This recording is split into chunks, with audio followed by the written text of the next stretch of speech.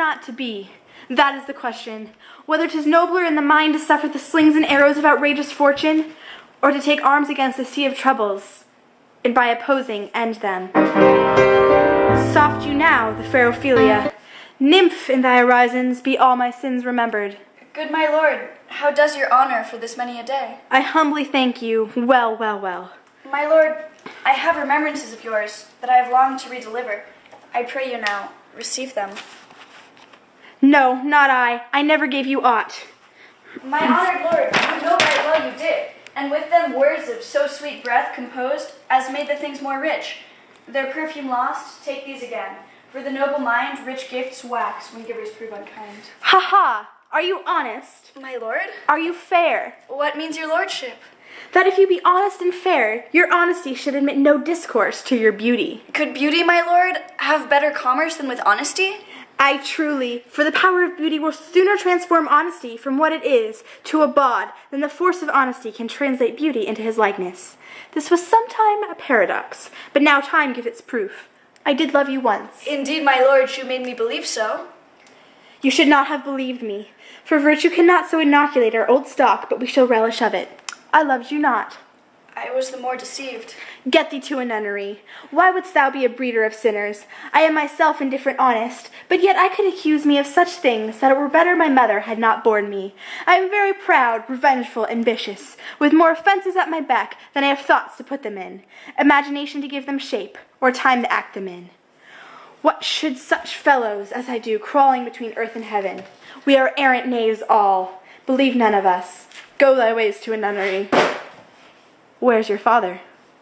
At home, my lord. Let the doors be shut upon him, that he may play the fool nowhere but in his own house. Farewell.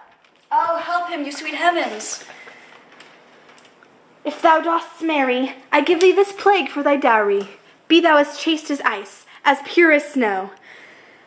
Thou shalt not escape calumny. Get thee to a nunnery, farewell. Or if thou wilt need marry a fool, for wise men know how well enough what monsters you make of them. Go to a nunnery, go, and quickly too. Farewell. Heavenly powers restore him. I have heard of your paintings, too, well enough. God hath given you one face, and you make yourselves another. You jig, you amble, and you lisp. You nickname God's creatures, and you make your wantonness your ignorance. Go to, I'll no more on it. It hath made me mad. I say we will have no more marriage. Those that are married already, all but one shall live.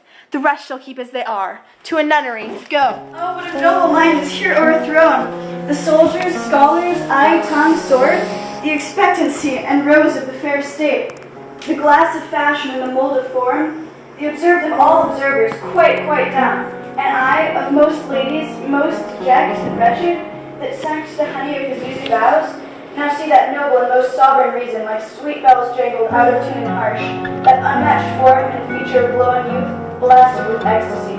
Oh, woe is me, to have seen what I have seen, see what I see. Is this?